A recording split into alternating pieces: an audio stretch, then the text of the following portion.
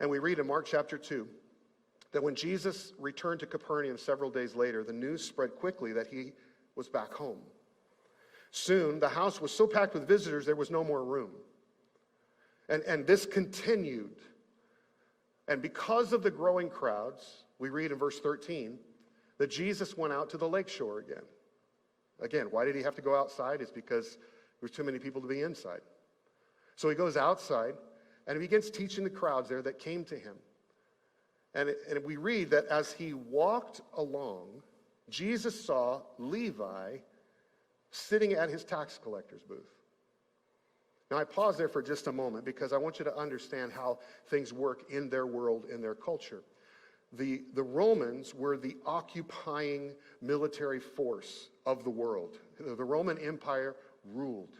And so because they had conquered much of the world, including Israel, Palestine, they just had their way in those nations. They would set up Roman soldier garrisons in those nations in order to maintain the area as a Roman empire. It's hard for us in the United States to understand how things were in those days, but it was very oppressive and very constricting.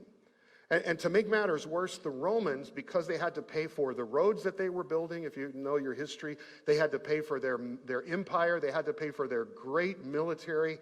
They placed taxes on the people and the nations that they conquered. And the Romans, man, they taxed everything. They had a poll tax, so if you were an adult, you had to pay tax. They had a land tax, they had an import tax, they had an export tax. In our day, if you were receiving Amazon packages, you would probably be paying 3 or 4 taxes according to their system. They had a transport tax. Even the number of wheels on your cart were taxed. The legs on your animal was taxed. They taxed everything. They taxed if you were crossing a bridge. They taxed if you were using the harbor for your boat. They had a road tax, so they had tolls throughout their roads. They had a tax to enter the city. They had a tax to exit the cities. They had a market tax. If you purchased, you paid a tax. If you sold, you paid a tax. If you carried a package, you paid a tax. Uber was paying taxes, right? I mean, all these delivery systems, DoorDash, they're paying taxes. They're paying taxes. This was what's called tax farming. It's a system that they would use, kind of like franchising. So the Romans would hire local citizens to collect these taxes. And because they were always escorted by a Roman soldier, it was a little bit easier to collect taxes. It was easy to force a person to pay. Whatever the tax collector said they had to pay. The way that the tax farming system worked is that the Roman government would set a percentage. They would say, okay, you're working a road. You are a toll tax collector on this particular road.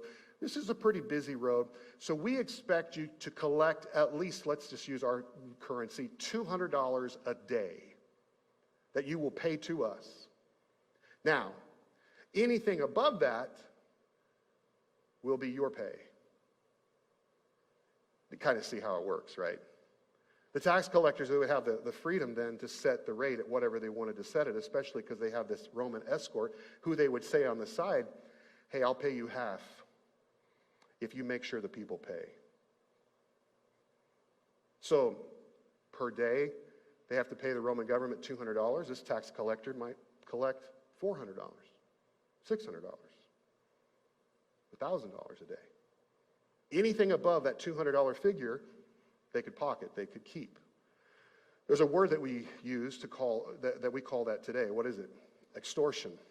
Okay, that's what was going on. This was like the mafioso of the day, right? I mean, it really was what was going on. It was so easy to do that because they could take that extra percentage and then they could pocket it. They would become rich off of other people, their own people, paying taxes, because tax farmers were generally of the people groups that were being taxed. So in this case, in Israel, it was a Jew. So sitting at this particular tax booth was a man named Levi. Now, I don't know if that sounds familiar to you. If you know your Old Testament history, he's obviously named after the son of one of the Jewish patriarchs. He was named after Jacob's son, Levi. So Levi, guess what, is a Jew. And he's working for the Romans, collecting taxes from other Jews. So Levi would be considered the worst of the worst. Say that with me, the worst of the worst, okay? No matter who you are and what you've done in your life, listen to me, no one is as bad as Levi. Levi was the most unacceptable person in their culture. Jesus passes by, and he says to Levi, "Follow me and be my disciple." Now, that may not be very significant to you because Jesus was doing this all the time with people, right? Yeah, follow me and be my disciple. Follow me. We saw when he did that to Simon and Andrew, James and John. Follow me. But they were fishermen. This is a tax collector. This is really shocking in their culture.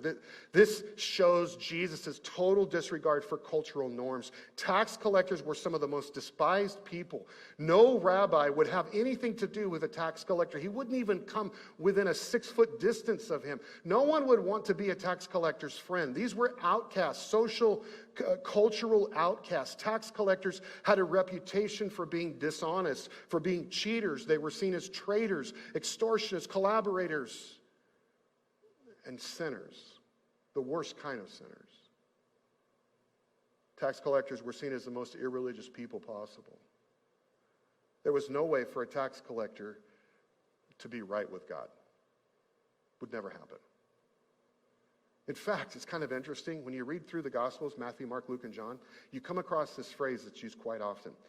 It says something about tax collectors and sinners. Tax collectors and sinners. You may have read that before if you've read any one of the Gospels. You know why it says tax collectors and sinners? It's because the Jews put tax collectors in their own sin category. The Jews saw tax collectors as worse than sinners. So they use this phrase, tax collectors and sinners, to indicate what they thought about tax collectors. They were lower than sinners. Barred from synagogue, they were considered unclean spiritually. Then on top of it, if you were a Jew who was a tax collector, you were a traitor to your own people. I mean, Levi was a Jew who was a tax collector. So Jesus calling Levi to follow him was completely out of question. This would not happen. This is never done. There are lots of people that think that Jesus would never call them, thinking their life or their past or their sin has disqualified them from following Jesus. Maybe that's you. Maybe that's you today. Maybe you feel that way. You need to know that your sin is never an obstacle for Jesus. It's never an obstacle. I mean, your current condition is not a hindrance to Jesus. Your past is not a problem to Jesus. Some of you need to hear this today. Your past is not a problem. Jesus sought out a guy that no one else did. Jesus saw in Levi what no one else saw. Levi was a sinner, the worst kind of sinner, the lowest of the low. And Jesus says to him, "Follow me and be my disciple." Rabbis don't do this. And we talked about this in weeks prior in this series, that rabbis, they don't recruit. In ancient times like this, in ancient Israel, they didn't recruit students to follow them, disciples to follow them. If anyone wanted to follow a rabbi, they would have to make an application, kind of like you apply for college. And they would have to show their qualifications. They would be tested, and then the rabbi would approve or not approve of the person becoming a disciple. But Jesus is doing something totally different than other rabbis. He's already done it with Simon, Andrew, James, and John. I love this. He comes in and he handpicks followers. He chooses his followers. But on top of it, he literally asks them to follow him physically. In that time, rabbis would want you to become their disciple, but what they meant by that was to follow their teaching. So you would come to their school or where they were teaching, and you would listen to them teach, and then you'd go home. And then you'd come back the next day, and it was kind of like school, being instructed. But what Jesus was talking about was physically following him. Jesus was walking and moving and doing and living every day. He went from town to town every day. He taught and he lived and he loved people every day. And he wanted his followers to go with him. He wanted his followers to learn from everything that he did, not just what he said. And so when Jesus is calling Levi to follow him, he wasn't just inviting him to come into his school, but he was asking Levi, come with me. Leave everything. Come with me. Come do life with me. And Levi got it. Look what we read. Follow me and be my disciple, Jesus said to him. So Levi got up and followed. Now don't forget what he was doing. He was sitting in that tax collector's booth collecting taxes, and as Jesus walked by, he was probably in the middle of a transaction with somebody. You owe 50% taxes. And Jesus comes walking by. Hey, Levi. I don't know, maybe, I don't know if he used his name or not, but chances are, I bet he did. Hey, Levi, follow me. Come be my disciple.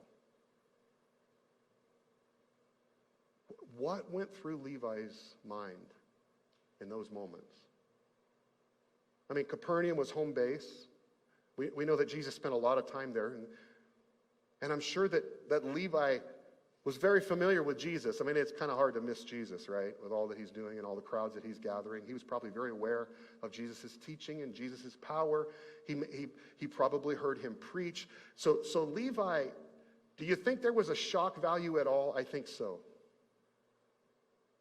He was probably shocked and thrilled at the same time. Jesus is calling him to be his disciple, and in that moment, everything that controlled his life up to that point lost its grip. I mean, money had no meaning. The power that he had no control over him anymore. His old life, the attractions, the desires, the draw of his old life, it was gone now. Jesus was calling him, and Levi knew, I can't stay the same. I can't live life like this anymore. I have to change.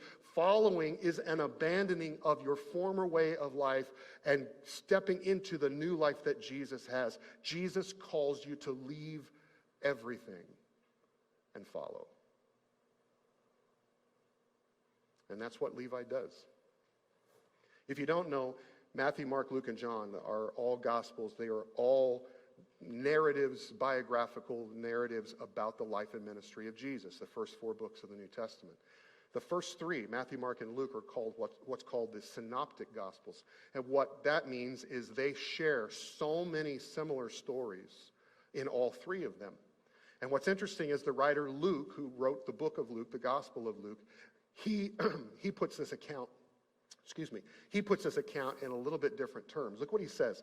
Follow me and be my disciple, Jesus said to him. So Levi got up. These are the 2 words that Luke inserts. He left everything and followed. Now, there's a lot of things at stake for Levi. I mean, if things didn't work out for Simon, Andrew, James, and John, guess what they could do? They could just go back to becoming fishermen, right? I mean, it was a family business. They could just slide back in. Oops, we made a mistake and we're coming home. We're gonna move right back into the family business. But when Levi left his tax booth, there was no going back. He broke contract with the Roman government. There was no return. His career was over. If this didn't work out, but he got up anyway and left everything and followed Jesus. Levi understood that Jesus calls you to leave everything. He got it. Most people, we don't think this way. I mean, most of us think that we can just add Jesus into our lives. Whatever we're doing, we just add Jesus in and we're good. That's all that we need to do. We think we can go to a little bit of church on Sunday, we sing a little, we listen to a little, we give a little, and then we go back to our lives on Monday and we're good. That's all right. That's all we have to do. No change. We just add him in. But that is not anything of what Jesus is talking about. Jesus calls you to leave everything and follow him. And Levi understood that Jesus was calling him to do this. And so we read then that Levi invites all his friends. He's so excited, he invites his friends. He wants his friends to know, and in verse 15 we read that later Levi invited Jesus and his disciples to his home as dinner guests along with many tax collectors and other sinners. There's that phrase again, right? Tax collectors and sinners. And I love this parentheses. I laugh out loud every time I read this. Look at this. There were many people, I love this, of this kind among Jesus' followers. I don't know about you, but you know why I laugh? I get hope out of that, because if that's the kind of people that Jesus was attracting then, I could fit, because I know my past. And I'm sure you know yours. And that's where this rub comes in of pushing back this idea that we have to be good enough for God. Right there in that little parentheses, Mark is saying, you don't have to be good enough to be around Jesus. People of this kind. Of course there were people of this kind in that group around the dinner table, right? I mean, who else would come to Matthew's house but people of this kind? Because no one else would hang out with a tax collector other than, guess what? Sinners. Jesus knew his target. He knew the people he wanted to reach. We'll see that in just a minute. So here they are. I love this scene. Here they are, eating and talking and laughing around a dinner table with good food, and I'm sure it was good food because Matthew, chances are, was pretty rich. The writer Luke says that it was like a large home, and probably for something like this, they had to meet outside, so we're talking like an outside veranda or patio area, whatever, with a large group, and they had good food, and they're laughing and enjoying their time. Guess what? With Jesus. Jesus was sharing a meal with these people. People of this kind. The worst kind. And we, in our culture, in our logic, in our thinking, 21st century, we go, oh man, Jesus was so cool. He was so hipster, man. He was so inclusive. He was so accepting. He was so tolerant of people. It's so cool that Jesus would be that way. That's the way we read it most of the time. But we really don't understand what was going on. I mean, in order for us to really understand this, we need to use our imaginations. Can you turn to the person next to you and tell them, put your imagination cap on for just a moment, all right? You remember that when you were in kindergarten or preschool? Okay, we're going to put our imagination caps on for just a moment. I want you to imagine, this is going to be a big imagine, okay? I want you to imagine, let's just say that Jesus came to the world today. June 20th, 2021. Jesus comes today. And let's fast forward. Let's say maybe he came, a few years earlier, and we fast forward, and Jesus is teaching today. Let's put it that way. Instead of coming at the beginning of the AD period, he shows up teaching 2021. Not in Israel, but in the United States. Now that's a big imagine, right? So if Jesus came to 21st century United States, I think he would be killed for the opposite reasons that he was killed for in the first century. This is just my supposition. See, because in first century Israel, Jesus was rejected, despised, hated, and ultimately murdered because he wasn't religious enough. by Jewish religious standards, Jesus wasn't religious enough. He wasn't holy enough. He wasn't righteous enough. He wasn't legalistic enough. He wasn't judgmental enough. He didn't demand things of people enough. He wasn't tolerant enough. Intolerant enough. He was inclusive. He should have been exclusive. Jesus didn't condemn sinners enough. That was the bottom line. He didn't condemn sinners enough. And honestly, that's why he went to the cross, according to the Jews. But on the other hand, if Jesus came now to 21st century United States, Jesus would be considered too holy, far too righteous. Jesus would be seen as too legalistic, too judgmental, overly demanding, way too intolerant, too exclusive. Jesus would be seen as condemning people way too much. And our generation would probably reject him. Probably hate him. Maybe try to silence him. I don't know, maybe sue him, but let's just say silence him in any way they could. Our culture is highly secular. Their culture, highly religious. We would hate Jesus for condemning people, but the Jewish religious leaders hated Jesus for accepting people.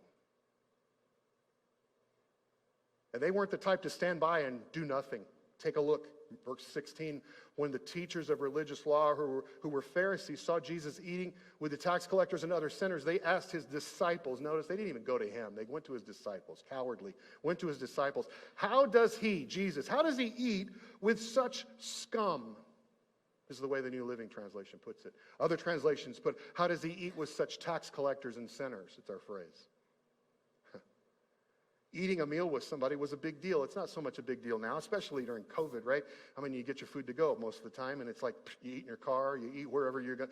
It's not a big deal. But in their culture, eating together was a big deal. It communicated relationship, friendship. It was a communal experience. For Jesus to share a table with tax collectors and sinners caused the religious leaders to accuse him of being one of them.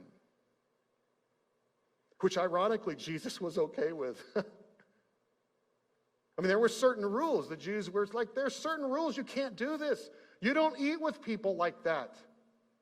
According to the Old Testament in Leviticus 15 and Numbers 19, if you were a Jew and you had contact with an unclean person, you know what made you? That made you unclean. So if you ate with a sinner, that made you, help me out, a sinner. And so Jesus he's eating, he's sharing a meal, he's laughing, he's talking, he's enjoying good food. Him and his disciples, which the people that I would like to have seen in that picture is his disciples, because that was really a shocker for them, I'm sure, to be sharing a meal with tax collectors and sinners. But here they were, all enjoying this meal together. They thought that a man of God could never do something like this. Their assumptions prevented them from seeing what was really going on. Jesus was coming into contact with sinners, and they were thinking it's going to make you unclean. But actually, Jesus was coming into contact with sinners because he wanted to make them clean. Jesus welcomed sinners. The Pharisees were disgusted by them. Jesus accepted sinners. The Pharisees deemed them unacceptable. How could a man call himself the Messiah, the Son of God, if he had such low standards with the people that he hung out with, the people that he ate with, the people that he would call to follow him? How could he possibly be the Messiah? Separation from sinners. That's what the Old Testament calls for. Separation from sinners. That's what the Pharisees held to. But relationship with sinners is what Jesus was all about. That was his focus. What the Pharisees thought was scandalous was actually the trademark of Jesus all throughout. I mean, we're just in Mark chapter 2, and we're going to see it all the way through the book of Mark. This is the trademark of Jesus. It's the good news. It's crazy, and it's wonderful. Jesus welcomes sinners like me and like you. Jesus comes in and he shatters these stereotypes. I love this. Look what Jesus says. He says, Jesus heard them talking, and he said to them, healthy people don't need a doctor, sick people do. Now you need to know this was a common phrase in their culture. This was a common axiom that was just going around, and it was something that everyone knew. When he used it, everybody's like, oh yeah, I know that phrase. That's like, an old one. It's funny, in our house, my wife and I, we're a little bit older than our kids, and so we say these older phrases. That's what we're called, older phrases, and our kids are like, what? Like, have you ever heard the phrase 6 in one, half a dozen in another? Okay, I don't really know what that means, but I've used it before, because I've got it from my parents, and you just pass it down. It's kind of this is a phrase, this is an axiom that everybody knew. Healthy people don't need a doctor. Healthy people don't need a doctor. Now, we get that, right? Healthy people don't need a doctor. Doctors, help sick people. Help sick people. Doctors help sick people. Doctors' offices are not crammed with healthy people, at least generally. That's their hypochondriac, right? I mean, generally speaking, it's not healthy people that cram into doctors' offices. A person goes to the doctor when they realize that they are what? Sick. So if you're healthy, you don't need a doctor. But if you're sick, you do. Now, I don't want you to miss what Jesus is saying here. It's real important. Jesus is saying, just like a sick person needs a doctor, sinners need a spiritual doctor. That's what he's going to get to in just a minute here. That's why Jesus is eating with tax collectors and sinners. Look what he finishes off with. Verse 17. I have come, Jesus says, to call not those who think they are righteous, but those who know they are sinners.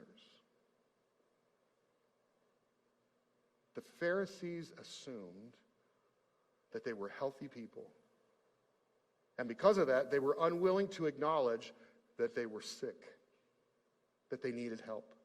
They assumed that Jesus' call to sinners did not apply to them. So basically, Jesus says, in reality, there are no righteous people.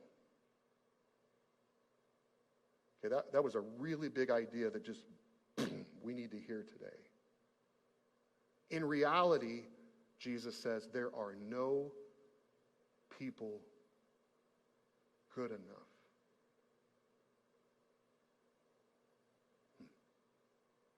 Only those who think they're righteous. Only those who think they're good enough. Only those who think they're good enough for God. Have you ever met anybody like that? Hopefully it's not you, because if you sit there and say, no, I've never met anybody like that, it might be you. Listen. People who think that they are already good enough for God, Jesus isn't calling them. Jesus identifies all people as sinners. All of us are sinners in need of God's forgiveness and grace. We are all sinners. We all need Jesus. Jesus came for those who recognize their need for him, not just for those who think they don't. Jesus loves us so much. He loves us too much to leave us in our sin. You come as a sinner to Jesus, and then Jesus calls you to leave your sin.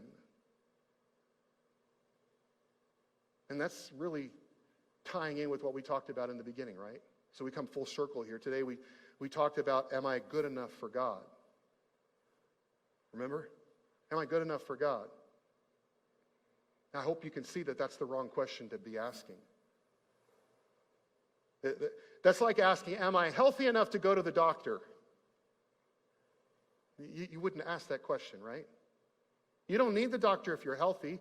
You need the doctor if you're sick. And in the same way, you need Jesus if you're a sinner. And that, my friends, is the scandal of the good news. That, my friends, is what got the cross put on Jesus. That's the scandal of God's grace. I mean, in church world, we sing these songs, Amazing Grace, and all these different songs about it. But I got to tell you, honestly, when you really look at it, it is scandalous what God does through Jesus. That he comes in and he associates with people of that kind and loves them enough to call them to follow him and changes their life. Not the good enough people, not the perfect people by any means. That's not who he's looking for. Jesus doesn't call people who think they're good enough. Jesus calls sinners to follow him.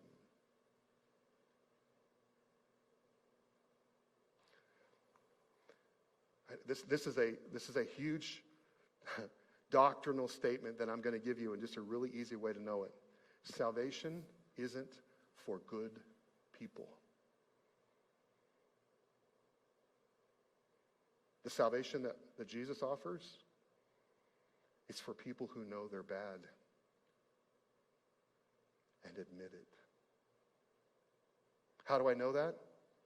Because Jesus says at one point where he's teaching in the Beatitudes, and I think it's like Matthew 5 or 6, he says that the people who hunger and thirst for righteousness, those are going to be the people who get it. You know why they're hungering and thirsting for righteousness? Because they don't have it. They are unrighteous. And they know it. And they know what they need. Jesus calls us to admit that we're sinners. Jesus calls us to admit that we need forgiveness in our lives. Jesus says, if you think you're good enough already, I didn't come for you. And I'm not calling you. Friends, as long as you think you're good enough already, Jesus can't do anything for you.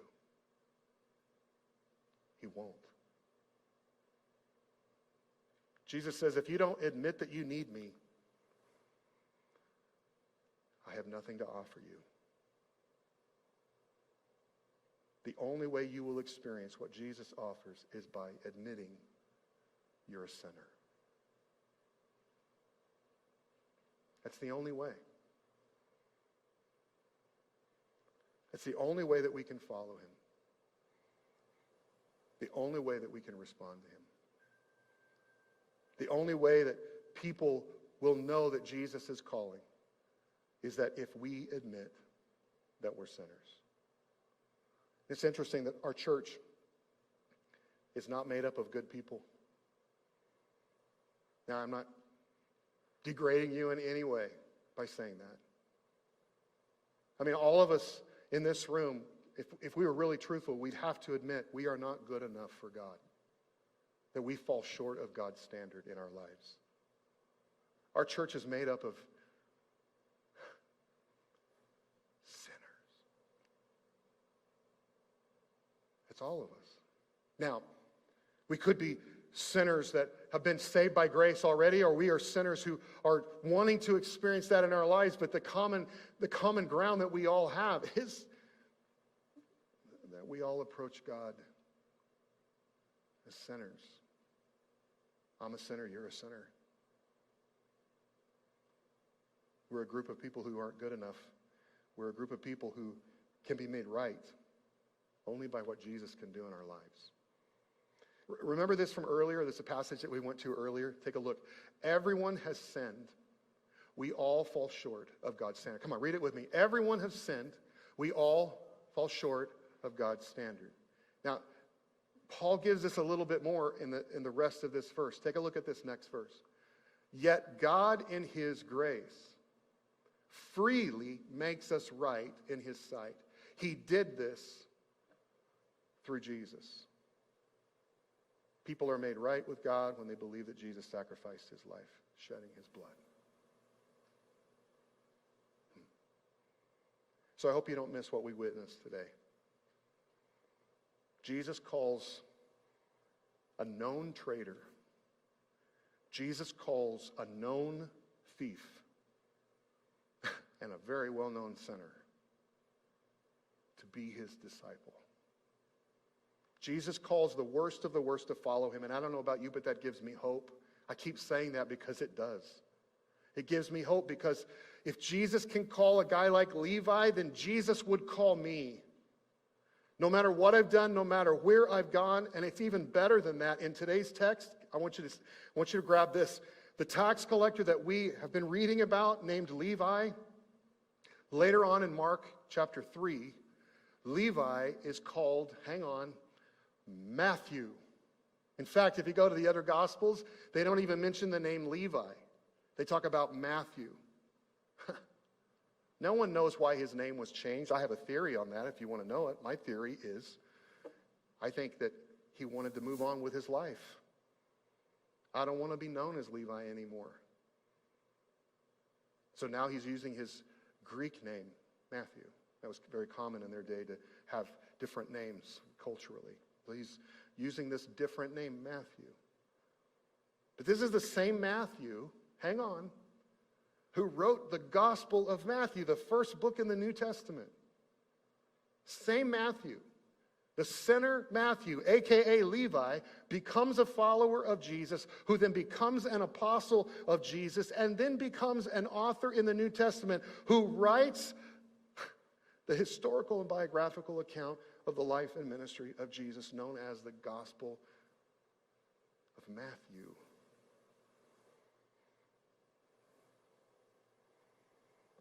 And in the Gospel of Matthew, he tells the story of Jesus so that you and I can know the same Savior, Redeemer, Forgiver, and Rabbi that he knew. How awesome is that? How amazing is grace? Doesn't get any better than that, does it? Come on, let's pray together. Jesus, thank you for giving us a chance to read this account, to study this today for just a brief amount of time, to see this story of Levi, who we also know as Matthew, and what you did in his life, the amazing things that you did in his life.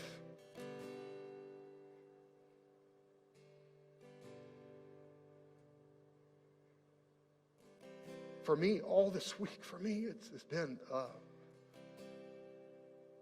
just this overwhelming sense of your grace.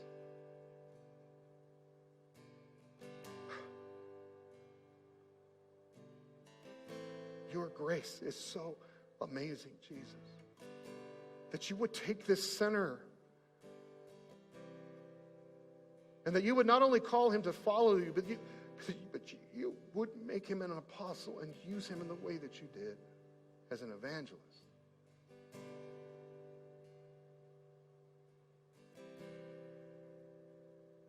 The change that you brought to his life, that's what I want in my life. And it gives me hope to read stories like this and to see what you do in people's lives that are of that kind. Because I'm of that kind too. And I know that a lot of us right here in this room, we are of that kind. People that are watching online, we are of that kind. We are sinners in need of your grace.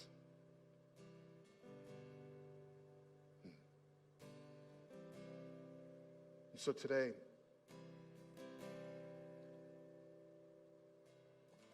in just these last few moments, we are not only amazed and overwhelmed by your grace,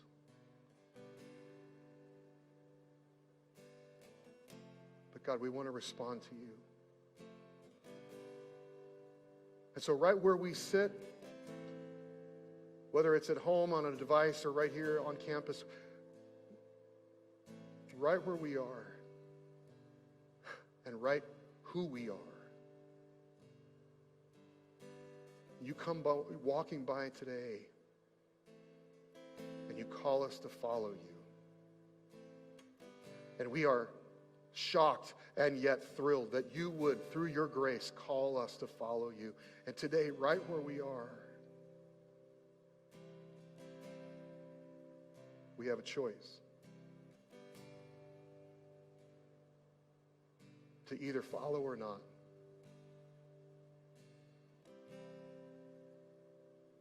And I pray today for my friends in this room and my friends online, God, I pray that today would be the day that we choose to follow you. That today would be the day that we would get up in our lives where we are, that we would leave everything behind and that we would follow you wholeheartedly, leaving everything to follow you. That we would go all in.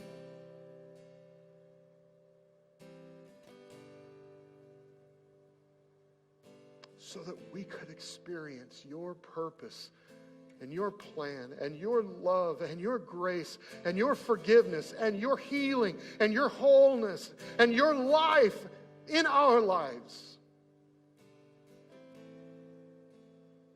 So that you would change us. But it's our choice. And I pray that today we make this choice. Thank you for this story. Thank you for this narrative that is real, and it's real to us, and it speaks to us today. We pray this in your name, and everybody said, amen, amen. Thanks for being with us today online and right here on campus. And if you're on campus with us today as you leave this morning, we've got an ice-cold Coca-Cola that you can grab on your way out just to celebrate. It's for our dads, but we're going to include everybody just to celebrate our dads today. God bless you. Hope to see you next week. Have a great day.